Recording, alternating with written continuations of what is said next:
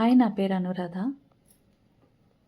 ఈ ఛానల్‌లో నేను నాకు నచ్చిన కథలు చదివి వినిపించడమో, లేదా వాటి గురించి చెప్పడమో ఏదో ఒకటి చేస్తుంటా. But it's all about literature. English literature కానీ, తెలుగు లిటరేచర్ కానీ, చైనీస్ లిటరేచర్ కానీ, ప్రపంచ భాషలో ఏదో ఒక భాషలో నాకు నచ్చిన కథ గురించి రోజుకొక వీడియో చేస్తాను. సాహిత్యాభిలాషులందరూ ఈ ఛానల్ని లైక్ చేసి సబ్స్క్రైబ్ చేస్తారని కోరుకుంటున్నాను. ముందుగా శ్రీపాద సుబ్రహ్మణ్యం శాస్త్రి గారి రచనలతో స్టార్ట్ చేద్దామని అనుకుంటున్నా. ఎందుకంటే ఇప్పుడు మనం అనుకుంటూ ఉంటాం కదా, వన్ లైనర్స్ అని, పంచ్ డైలాగులని, ఇవన్నీ ఆయన 1940-50లోనే చేసేసారు ఈ ప్రయోగాలన్నీ. ఆయన కథలు మీరు చదివినట్లయితే చాలా కథల్లో వన్ లైనర్సే ఉంటాయి. చాలా సంక్షిప్తంగా, చాలా క్లుప్తంగా ఉంటాయి ఆ మాటలన్నీ. సో వారి రచనలు అంటే నాకు వ్యక్తిగతంగా చాలా ఇష్టం. ఇవాళ నేను చేసినది మరీ మొదట్లోనే పెద్ద పెద్ద కథలు కాకుండా, ఆయన కొన్ని టాపిక్స్ గురించి చాలా సరదాగా రాశారు, వ్యాసాల్లాగా. వాటిలో ఒక 2 ఇవాళ చదువుతా. మొదటిది పురాణం సీత. ఆడదానికి జడ ఎంత సొగసో మగవారికి మూతి మీద మీసం కూడా అంతే. తుమ్మెద రెక్కల్లాంటి మీసాలు బుగ్గలకు తగిలితే కితకితలు పెట్టి నవ్విస్తాయి. మరీ కృష్ణదేవరాయల్లాంటి మీసాలు అక్కర్లేదు గాని మూతికి ఓ మోస్తరు మీసం కూడా అందమే. మీసాలు లేకపోతే తుచ్చ సుఖములన్నీ మీసాలపై తేనీయల్ అని ఎలా తెలుస్తుంది? మీసాలు లేని వాళ్లకి తుచ్చ సుఖములు మీసాలపై తేనీయల్ కావా? ఏమిటో పెద్దనగారు కూడా ఇలా అవకతవకగా రాస్తారా మరీను?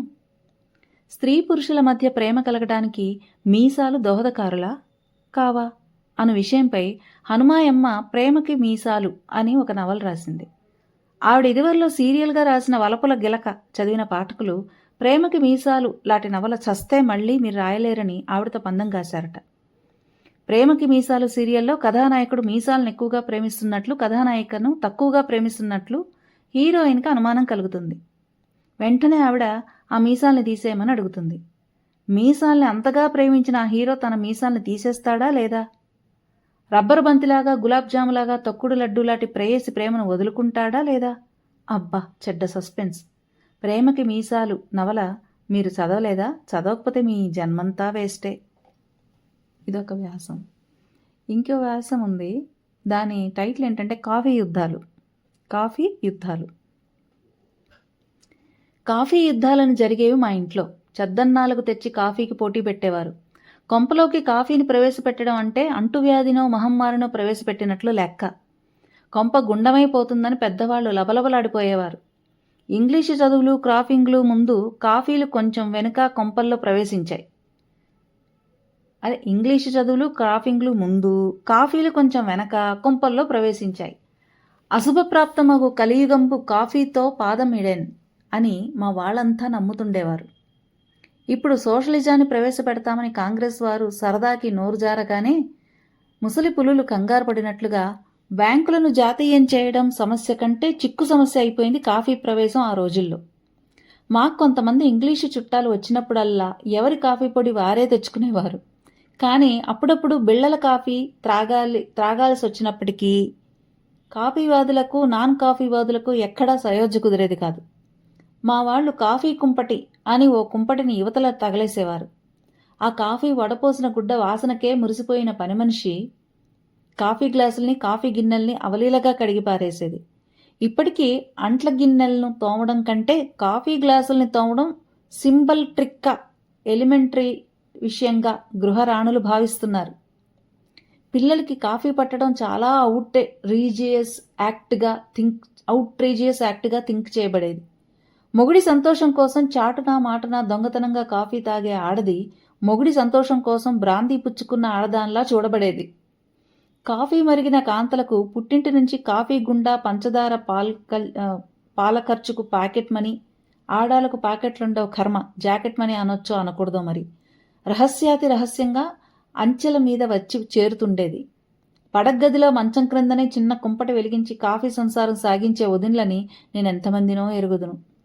చద్దనం తినే అన్నయ్యలు క్రమేపీ కాఫీ మతం పుచ్చుకుని మతాంతరులు కావటం, కొంపలో రాద్ధాంత సిద్ధాంతాలు జరగడం, కాఫీ కుంపట్లు చిన్నవే అయినా తెలంగాణ సమస్యలా తయారవడం ఆ రోజుల నుంచి ఉంది. ఒకవేళ మా వదినలు పొరపాటున మా చేత ఒక అర ఔన్స్ కాఫీ తాగించినా అది మాకు ఇవిడేది కాదు.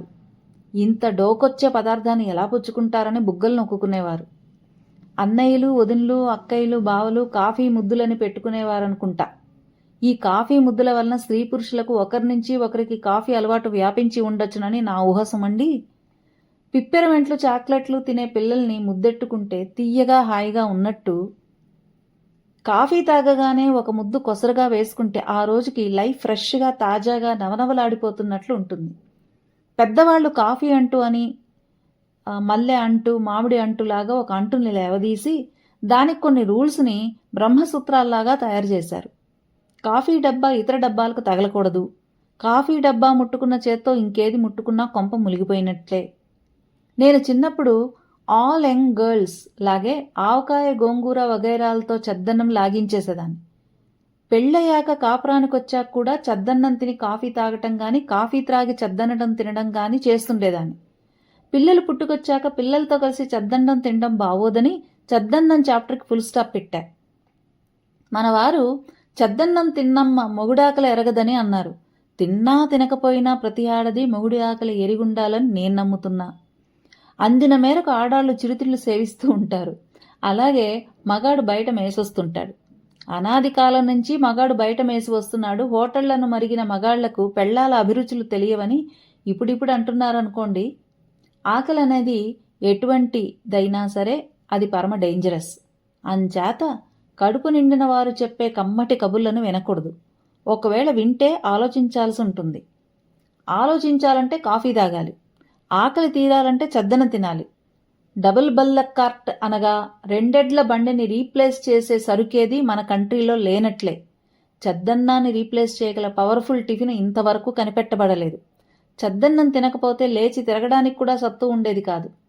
మా ఇంట్లో కాఫీ యుద్ధాలు జరిగే రోజుల్లో మా మేనత్త మొగుడకు ఆయన ఉండేవారు. ఆయన్ని కొందరు ఇంగ్లీష్ మావయ్యని, గ్రామర్ మావయ్య గారని అంటుండేవారు. ఆయన గుమ్మంలో అడుగు పెడుతూనే పిల్లల్ని ఇంగ్లీష్లోనూ లెక్కల్లోనూ ఎన్ని మార్కులు వచ్చాయని అడిగేవాడు. పనిలో పనిగా ఇంగ్లీషు గ్రామర్లో ప్రశ్నలు అడిగేవాడు. అలా అలా గ్రామర్లోంచి లెక్కల్లోకి దిగిపోయేవాడు. వాళ్ళ పిల్లల స్టాండర్డ్ చాలా హెచ్చని, మేము జంగిలీలవని ఆయన ఇట్టే తేల్చి పారేసేవాడు. ఆయన మళ్ళీ వాళ్ళ ఊరు వెళ్ళిపోయేదాకా మాకు చెడ్డ ఇబ్బందిగా ఉండేది.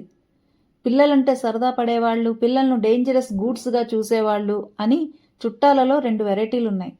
మాకు కూడా కొంచెం కొంచెం తీర్థం ఇచ్చినట్లు గొంతుకులో పోస్తుండడం వలన తిరిగి వెళ్ళిపోయే రోజున మా అందరి చేతుల్లో తలో బేడా పెట్టి గ్రామర్ బాగా చదువుకోమని చెప్పడం వలన ఇంగ్లీషు మావయ్య అంటే కొంత ఇష్టము, కొంత అయిష్టము ఉన్నా ఆయన కొంపలో కాఫీ పీఠం బలపడ్డానికి మూల కారకుల్లో ఒకరుగా గుర్తుకొస్తారు.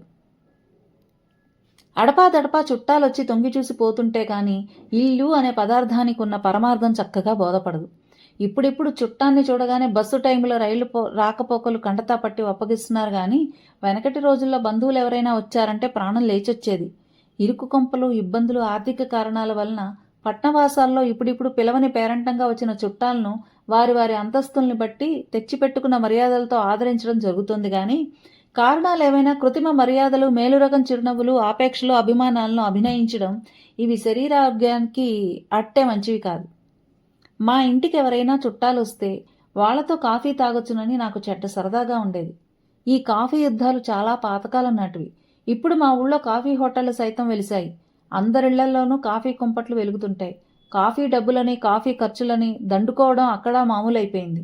ముసలమ్మలు కూడా కొంచెం కాఫీ ఉందే పిల్ల, నీరసం వస్తోంది అంటున్నారు.